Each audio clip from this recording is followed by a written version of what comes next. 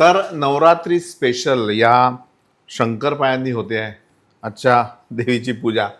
तुम्ही सुद्धा हे शंकरपाळे नक्की करा. आणि मी तर असं म्हणेन वहिनी की ही मंडळी नुसतं नवरात्र नाही, दिवाळीतसुद्धा असे शंकरपाळे बनवते की जे सोनपरी भगरीपासून आपण तयार केलेले आहे. नक्की.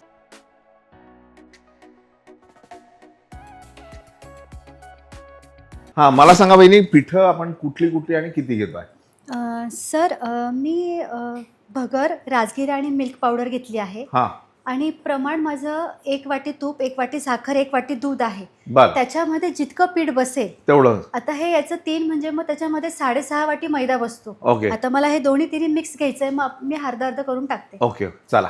आधी मी 1 वाटी दूध घेते आहे. दूध गरम करायचं? हो, अच्छा. 1 वाटी दुधामध्ये 1 वाटी साखर. म्हणजे आपला नेहमीचा जो शंकरपाळा हो, असतात हो, तेच हो, हे. तेच. ओके, साखर विरघळू द्यायची हो. आणि मग तूप टाकायचं. चालेल.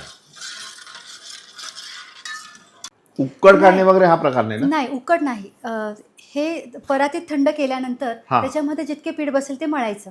ठीक आहे, चलो. त्याच्यात 1 वाटी तूप, ओके, 1 वाटी साखर, 1 एक वाटी वाटी तूप, दूध, 1 वाटी दूध. दूध.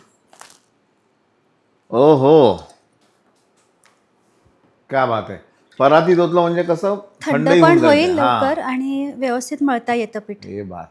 किंचित मीठ. हां, मीठ असल्याशिवाय मजा नाही. अजून घ्या थोडंसं, 1 चिमूट. हो. हां, ये बात. ॲक्च्युली मीठ टाकायची मजा वेगळी असते गोड अगदी पदार्थामध्ये. बरोबर. केकमध्ये पण मी चिमूटभर मीठ टाकलं हां होतं. हां सर मी आता हे भगरचं पीठ घेतलं आहे. हां,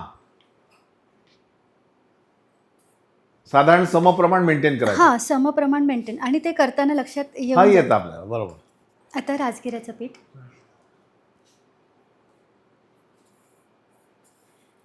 बरं.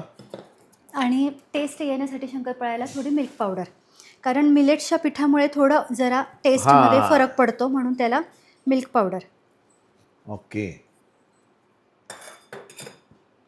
आता भिजवायचं ना? चलो.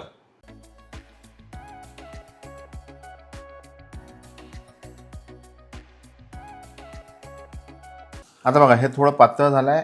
टाकू ना? ये बात.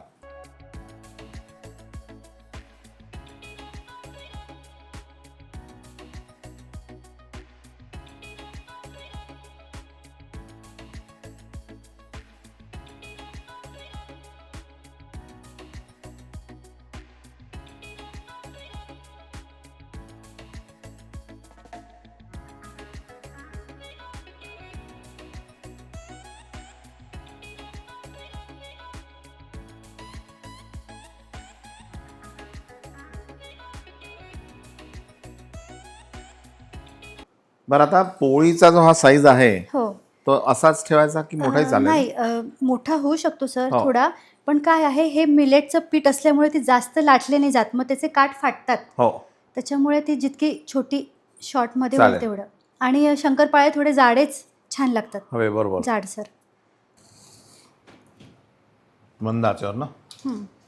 याला थोडं तळायला वेळच कारण लगेच कलर त्याचा पकडून घेतो. बरोबर. कारण पीठ मिलेट्सचं असल्यामुळे. शंकरपाळ्यांचं कसं आहे, आता तुम्ही हे काढलं हो. एक घाना, तो काढला की तो पूर्णपणे थंड होऊन बाजूला ठेवायचा. बरोबर. त्याच्यावर जर दुसरा टाकला तर पहिल्याचा पण कलर चेंज अगदी होतो. अगदी बरोबर. म्हणजे इतकं ते बारीक बघावं हां, लागतं. आणि हे छोट्या ह्यानी हे करायचं. हो, अच्छा, हां, आता मी खालता गॅस बंद करून टाकला. ओके. हां,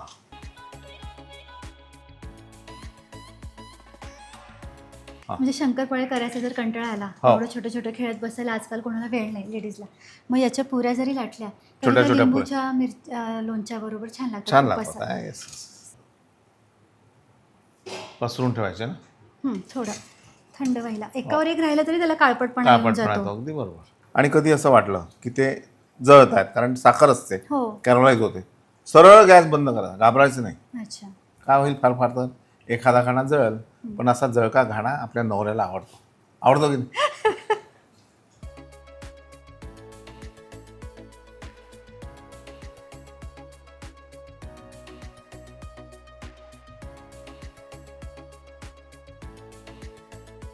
तर नवरात्री स्पेशल या शंकरपाळ्यांनी होते आहे आजच्या देवीची पूजा.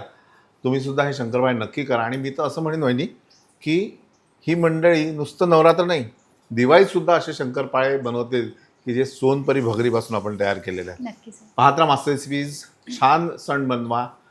लाईक करा, सबस्क्राईब करा, शेअर करा. नमस्कार. नमस्कार.